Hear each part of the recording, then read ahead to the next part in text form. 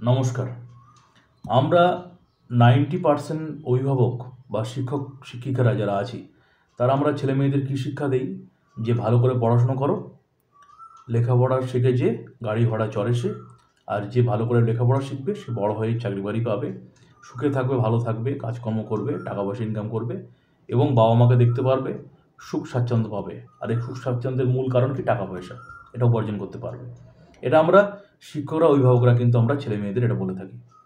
90% আর 10% তারা হয়তো বলবে, না স্যার, আমার ছেলে মেয়েকে আমরা এই শিক্ষা দেই না। না স্যার, আমরা আমাদের ছাত্রছাত্রীকে এই শিক্ষা দেই না। বলি ভালো মানুষ হও।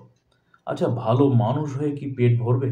এই প্রশ্নটা যদি করা হয়, ভালো মানুষ হয়ে কি আজকের বৃদ্ধ বাবা মাকে নিজের চিকিৎসা করা সম্ভব হবে? তা আমরা এই প্রশ্নটা যখন করব, তখন মনটা কেঁপে উঠবে, তাই না কি? কেঁপে তো উঠবেই। তাহলে সব কিছুর মূলে বিচার করলে দেখা যাবে টাকা পয়সা রয়েছে। আমি কিন্তু ভুল বলছি না। লেখাপড়া শিখে চাকরি বাকরি কাজকর্ম দরকার আছে। না হলে খাবে কি? না হলে নিজের পায়ে না দাঁড়ালে আরও 10টা মানুষকে সাহায্য করবে কি? নিজের বাবা মাকে দেখবে কি? সবই ঠিক, কোনোটাই ভুল না কিন্তু। সব দিক থেকে যে যা বলছে, 10% মানুষ যারা বলল আর 90% যারা বলছে, দুটোই ঠিক। কিন্তু একটা ব্যাপার হলো কি, যাদের বাবা মায়ের আর্থিক সঙ্গতি আছে, যাদের ফ্যামিলির একটা সাপোর্ট আছে, তারা তাদের ছেলে মেয়েটাকে কোনো একটা দিকে সাপোর্ট কিছু করে দিতে পারবে, দাঁড় করে দিতে পারবে। সে দাঁড়িয়ে গেল, লেখাপড়া শিখিয়ে ভালো স্কুলে পড়িয়ে, টাকা পয়সা দিয়ে ভালো স্কুলে পড়িয়ে, নাম্বার টাম্বার অনেক কিছু করে, ভালো জায়গায় টাকা পয়সার ডোনেশন দিয়ে তাকে একটা জায়গায় সেটেল করে দিতে পারলো। কিন্তু যারা মধ্যবিত্ত, যারা আরেকটু নিম্ন মধ্যবিত্ত, তাদের ছেলেমেয়ের কী অবস্থা হবে? তাদের ছেলেমেয়ের কি মেরিট কম? তাদের ছেলেমেয়ে কি লেখাপড়া দিক থেকে পিছিয়ে? তাদের কি জ্ঞান বুদ্ধি নেই? দেখা যাবে তাদের জ্ঞান বুদ্ধি মেরিট অনেক বেশি, হয়তো অনেকের রয়েছে, কিন্তু তারা সুযোগ পাচ্ছে না, সুযোগ থেকে বঞ্চিত। তাদের মাথার মধ্যে আমরা ঢুকিয়ে দিয়েছি যে বড় হয়ে চাকরি পেতে হবে, কাজকর্ম পেতে হবে, না হলে হবে না। কিন্তু বলে তো দিয়েছি, কিন্তু জীবনটা যে খুবই কঠিন। নিচ থেকে উপর পর্যন্ত যে ভালো মানুষের সংখ্যা যে খুবই কম। সবাই যে টাকা পয়সা ছাড়া কিছু বোঝে না, সবাই যে নিজের ছাড়া যে কিছু বোঝে না, সবাই নিজের ভালো থাকবো কী হবে সেটা ছাড়া কিছু বোঝে না। অন্যের ছেলে কী হলো, অন্যের মেয়ে কী হলো, ভাবার কারোর যে সময় নেই। আর যে কজন মানুষের সময় আছে, তারা এই কজন মানুষ এত মানুষের দায়িত্ব নেবে কীভাবে? সমাজটা তো অত সহজ নয়, মানুষ জীবনটা তো সহজ নয়। সমাজ যে কঠিন, মানুষ জীবনে চলার পথটা যে খুবই কঠিন, খুবই কঠিন। এই ছোটো ছোটো ছেলেমেয়েরা সেটা জানে না। তারা যখন জীবন শুরু করবে, প্রত্যেকটা পদে ধাক্কা, আঘাত পাবে। বিরাট বড় বড় ধাক্কা, বিরাট বড় আঘাত। তখন কোথায় যাবে? কার সম্মুখীন হবে? নিচ থেকে উপর পর্যন্ত সবাই তো, টপ টু বটম, সবাই ঠকানোর জন্য বসে আছে। সবাই ঠকানোর জন্য বসে আছে, কিছুজন ছাড়া। সবাই, সব জায়গায় কেউ না কেউ বঞ্চিত হচ্ছে। নিজেকে প্রশ্ন করুন, কোনো দিন কোথাও বঞ্চিত হননি? কোথাও কোনো জায়গায় ঠকেননি? কিন্তু কাউকে বলার নেই। কাকে বলবেন? কার কাছে বিচার চাইবেন? বিচার চাইবেন, সে বিচার যুগান্তকাল, যুগ যুগান্ত ধরে বিচার চলবে। যদি আপনার 100 টাকা ঠকেন, বিচার চাইতে গিয়ে আপনার 1000 টাকা, 1 লক্ষ টাকা খরচ হয়ে যাবে। সময় নষ্ট হবে, দৌড়োতে হবে, 1000 বার যেতে হবে। দৌড়ে দৌড়ে আপনার পায়ের নিচে জুতোর উঠে জুতো নষ্ট হয়ে যাবে। কোথায় যাবেন? কী করবেন? তাই সেই জন্য বলছি কি, প্রত্যেকটা ছেলে মেয়েকে লেখাপড়াটাকে শুধু নাম্বার পাওয়ার পিছনে না ছুটিয়ে তাকে ভালো মানুষ করার চেষ্টা করুন। যদি ভালো মানুষ তৈরি করতে পারি আমরা, সমাজের 2 নম্বরই করাপশান দূর হবে এবং ভালো মানুষ হলে সে এই ভুলভাল চক্করে, এই করাপশান 2 নম্বরের মধ্যে পড়বে না। এবং যদি সঠিক জ্ঞানী হয় সে, তাকে কেউ ঠকাতে পারবে না কেউ। সেই চক্করের মধ্যে সে পড়বে না অত সহজে। ছেলেটাকে, মেয়েটাকে ভালো মানুষ করার চেষ্টা করুন। ভালো জ্ঞানে তাদের আলোকিত করার চেষ্টা করুন। ভারতীয় সংবিধান, আইন বোঝানোর চেষ্টা করুন এবং নিজের অধিকার বুঝে নেওয়ার কীভাবে বুঝে নেবে সেই শিক্ষা দিন। শুধু লেখাপড়া শিখে নাম্বার আর টাকা পয়সা সাপোর্ট করলে হবে না। একসময় তো বড়রা আমরা থাকবো না সারা জীবন। তখন এদের তো পথ চলতে হবে। এরা তো ঠকবে, পদে পদে ঠকবে, কাঁদবে। তখন এরা যে বিপদে পড়বে, এদের রক্ষা করবে কে? ওই জ্ঞান। তাই সঠিক জ্ঞানে ওদেরকে আলোকিত করার চেষ্টা করুন। মানসিকভাবে শক্তিশালী করুন। মানসিকভাবে মন দিক থেকে বাচ্চারা খুবই দুর্বল। যখনই কোনো বাচ্চা একটা অঙ্কে 100 পাবে, 100-র মধ্যে 100 পাবে এই ভাবনা নিয়ে পরীক্ষা দেয়, তারপরে যদি বাই চান্স নাম্বার কমে যায়, 1 নাম্বার কম হলেও মানসিকভাবে সে সুখী না সে। 10 নাম্বার কম হলে তো বলার নেই, হয়তো ডিপ্রেশনে চলে গেল। তাহলে মানসিকভাবে আমরা বাচ্চাদেরকে এত দুর্বল করে ফেলছি। নাম্বারটা জীবনে দরকার, কিন্তু একটু বিচার করে দেখুন তো, যারা 5% ছেলে মেয়ে যাদের বাবা মায়ের অনেক টাকা পয়সা রয়েছে, তারা নাম্বার পেয়ে বড় চাকরি টাকরি পাচ্ছে, ঠিক আছে।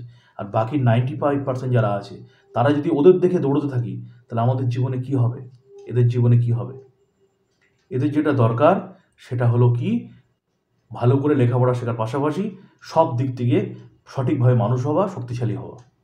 কারণ এদিকে না হলে ওদিকে কিছু তো করতে পারবো আমি। এই ব্যবস্থাটা কিন্তু করতে হবে ছেলে মেয়ের জন্য, যে আমার ছেলে মেয়েটা, আমার ছাত্রছাত্রীটা এদিকে কিছু না পারুক, কিন্তু ওদিকে অন্তত কিছু করে থাকতে পারবে ও। এবং ওকে যোগ্য, মানে একটা শিক্ষিত যোগ্য নাগরিক করবো আমরা। তাই লেখাপড়া শেখো ভালোভাবে। সব ছেলে মেয়ের কাছে অনুরোধ করছি, লেখাপড়া শেখো। বাইরের চাকচিক্য দেখে নিজেকে শেষ করো না। সারাটা জীবন কষ্ট পাবে, সারা জীবন দুঃখে জর্জরিত হবে, কেউ পাশে থাকবে না। এই দুনিয়া কিন্তু আমরা যে চোখে দেখি সাদা চোখে, সেরকম নয়। এর পিছনে কালো দিক রয়েছে, কালো অন্ধকার রয়েছে, আলকাতরার মতো কালো। বড় হলে ধাক্কা খেয়ে খেয়ে বুঝবে, কিন্তু সেটা কাউকে বলতে পারবে না, এমন কালো অন্ধকার। তাই নিজেকে তৈরি কর এমনভাবে যে সিংহের মতো। সিংহ হতে গেলে তোমাকে কিন্তু চাকরি করতে হবে না কোনো জায়গায়, জঙ্গলের সিংহ বনেই থাকে। তা সিংহ হওয়ার চেষ্টা করো নিজের, যাতে তোমার পিছনে কেউ লাগতে আসলে 10 বার ভাববে, এবং তুমি কিছু করে খেতে পারবে। তোমার দ্বারা সমাজ উপকৃত হবে, তুমি যোগ্য নাগরিক হবে, এবং তোমার দ্বারা সমাজ শুধরাবে, এবং তোমার দ্বারা অন্যায় হবে না। তুমি কাউকে ঠকাবে না আপাতত। তোমাদের মতো ছেলে মেয়েরা, তোমরা যদি কাউকে না ঠকাও, তা তোমাদের পরবর্তী জেনারেশন ঠকাবে না। সবাই ঠকছে এবং নিজেও ঠকাচ্ছে, ভাবছে আমিও ঠকছি, আমিও ঠকাবো, আমাকে যেমন ঠকিয়েছি আমিও ঠকাবো। ভাইরাসের মতো ছড়িয়ে পড়ছে সমাজে। সবাই দেখো, দোকানদার থেকে সবাই দেখো ঠকাচ্ছে, ঠকিয়ে যাচ্ছে সবাই। সবাইকে মিথ্যে কথা বলছে। একটা মোবাইল তোমার খারাপ হয়ে গেছে, মোবাইল সম্বন্ধে তোমার কোনো জ্ঞান নেই, সাধারণ একটা উদাহরণ দিচ্ছি আমি, জানো না ভিতরে ব্যাপার কি। মোবাইলটা দেখা গেল কোনো কারণে মোবাইলের মধ্যে একটা পিঁপড়ে ঢুকেছে বা কিছু হয়েছে, সামান্য নোংরা ঢুকে মোবাইলে কোনো প্রবলেম হচ্ছে, দোকানে জমা দিলে। খুব কম দোকানদার আছে তোমাকে ওই প্রবলেমটাই বলবে, হয়তো 100 টাকা খরচ হবে, তোমার কাছে 200 টাকা বা 300 টাকা নিয়ে সারিয়ে দিল। কিন্তু বেশিরভাগ জায়গায় বলবে মাদারবোর্ড প্রবলেম, এটা খারাপ ওটা খারাপ বলে তোমার কাছে 1000-2000 টাকা বিল করে ঠকিয়ে নেবে তোমাকে। তুমি জানো না, ঠকিয়ে নেবে তোমার কাছ থেকে। আজকে যেখানে যাও না কেন, হসপিটাল যাও, নার্সিংহোম যাও, যেখানে যাও, যেটা তুমি জানো না সেই জায়গায় সেই দুর্বলতার ঠিক আঘাত আনবে সবাই। ব্যতিক্রম আছে, সবাই খারাপ নয়। খারাপ নয় বলে তো পৃথিবীতে এখনও টেকে আছে মানুষ, কিন্তু যত দিন যাবে খারাপের সংখ্যা আরও বাড়বে। আর এই খারাপের সংখ্যা যাতে না বাড়ে, সেই জন্য আমার এই ভিডিও, এই প্রয়াস, যাতে ভালো ছেলে মেয়ে কিছু তৈরি হয়। ছেলে মেয়েকে টাকা পয়সা চাকরি বাকরির পিছনে না ছুটিয়ে ভালো যোগ্য মানুষ হওয়ার চেষ্টা করুক। কিছু করতে পারবে অন্তত মানুষ হলে, এদিক না হলে ওদিক অন্তত করতে পারবে। আজকে শুধু চাকরি বাকরির পিছনে ছুটলে যদি চাকরিটা না হয়, তখনও কি করবে? তখন অন্য কাজ করতে পারবে তো? এই প্রশ্নটা থাকলো। আর যদি অন্য সব দিক থেকে তৈরি করি, ওদিকে না হলে এদিকে, এরা পারবেই, পারবেই, পারবে। আর নিজে কাউকে ঠকাবো না, কাউকে অন্য কেউ না ঠক সেটা তোমার দেখতে হবে না, তুমি নিজে কাউকে ঠকাবে না, এই প্রয়াস ছেলেমেয়েরা করো। যে কোনো দিন আমি কাউকে ঠকাবো না, যেটা ন্যায় ন্যায্য সেটাই করো। তাহলে দেখবে সমাজটা শুধরাবে, অন্তত মানুষ বঞ্চিত হবে না। কারণ অসহায় সাধারণ মানুষ, নিম্ন মধ্যবিত্ত মানুষ এরা সত্যিই অসহায়। 100 জন মানুষকে জিজ্ঞাসা করো, 99টা মানুষ দেখবে কোনো না কোনো জায়গায় ঠকেছে, কোনো না কোনো জায়গায় বঞ্চিত হয়েছে, কোনো না কোনো জায়গায় তারা বিভিন্নভাবে কষ্ট পেয়ে চোখের জল ফেলেছে, কারোর কাছে বলতে পারেনি। কিছুজন সাহস নিয়ে হয়তো বলেছে, কিন্তু বলেও পরে দেখেছে না বললেই ভালো হতো, আরও উল্টো খরচ হয়ে গেছে, আরও উল্টো অপমান শিকার হতে হয়েছে। সত্যি বলছি, সমাজের বেশিরভাগ মানুষ নিম্ন মধ্যবিত্ত, তাদেরকে দেখার কেউ নেই দেখার। তারা বিভিন্নভাবে আইন, চিকিৎসা, শিক্ষা, স্বাস্থ্য, দোকানপাট, বিভিন্ন জায়গায় তারা বিভিন্নভাবে বঞ্চিত হচ্ছে। মনের কষ্ট বলার কেউ নেই ভগবান ছাড়া। এই হচ্ছে ব্যাপার। তো সেই জন্য বলি, নিজেকে শোধরানোর চেষ্টা করো, নিজেকে শক্তিশালী করো, ঠিক করো, যাতে তোমার দ্বারা আপাতত কোনো অন্যায় না হয়। অন্য কেউ অন্যায় করলে সেটা শোধরানো দায়িত্ব তোমার নয়।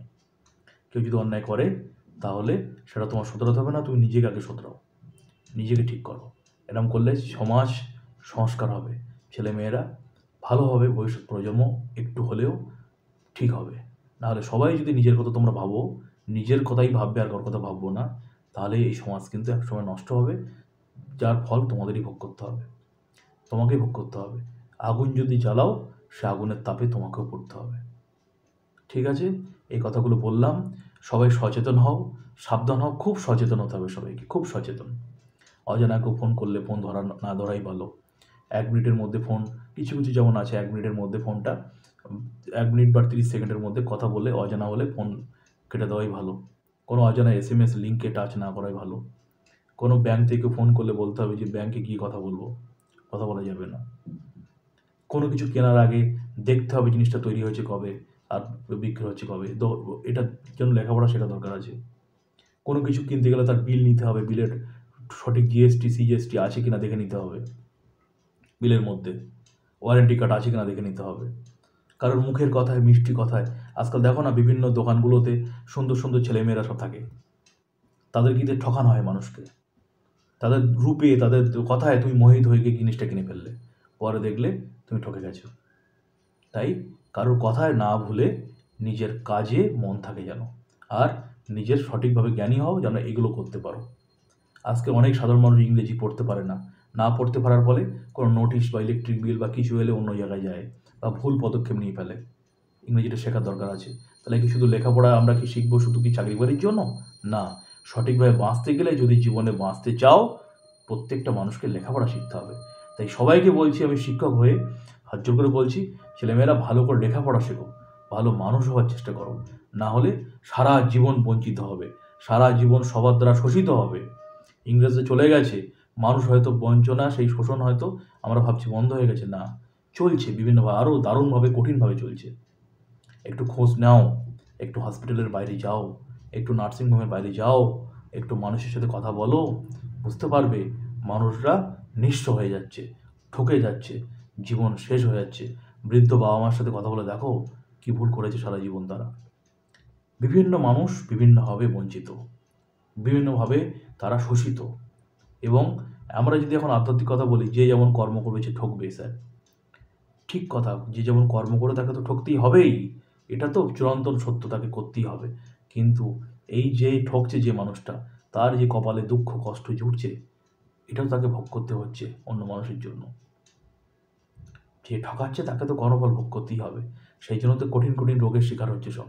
দেখো সাধারণ মানুষ, গরিব মানুষ, যারা খুব সাদাসিধে ভালো মানুষ, তারা ঠকছে ঠিকই, ভগবান তাদের কিন্তু বাঁচিয়েও রেখেছে, তারা কিন্তু কঠিন রোগের শিকার হচ্ছে না। কিন্তু যারা মানুষকে ঠকিয়ে ঠকিয়ে যারা বড়লোক হচ্ছে, যারা মানুষকে ঠকিয়ে ঠকিয়ে যারা ভাবছে আমি বড় রাজা হয়ে গেছি, তাদের কিন্তু দেখো কঠিন কঠিন রোগ, টাকা পয়সা কোন দিক দিয়ে বেরিয়ে যাচ্ছে তারা কিন্তু নিজেরাই বুঝতে পারছে না। তারা ভাবছে হয়তো এই টাকা পয়সাটা এই দিক দিয়ে বেরিয়ে গেল, আমি আবার ইনকাম করে নেবো কোনোভাবে। তারা কিন্তু কঠিন রোগ বা কঠিন কিছু শিকার হচ্ছে, তাদের জীবনে কিন্তু শান্তি নেই। ফল ভোগ করতেই হবে, ভগবানকেও ফল ভোগ করতে হয়েছে, আর আমরা তো সাধারণ মানুষ। তাই লেখাপড়া শেখো, সঠিক মানুষ হওয়ার চেষ্টা করো, সচেতন নাগরিক হও, দেশটাকে সমাজটাকে এভাবে পাল্টানোর চেষ্টা করো। সবাই ভালো থেকো। আর আমি যে কথাগুলো বললাম এর মধ্যে কোথাও যদি ভুল বা মনে হয় যে স্যার আপনি ভুল বলেছেন, এটা ঠিক না, তার জন্য ক্ষমা প্রার্থী, এবং কমেন্ট সেকশনে আমার ভুল শুধরে দেবেন। ভালো দেখুন সবাই, নমস্কার।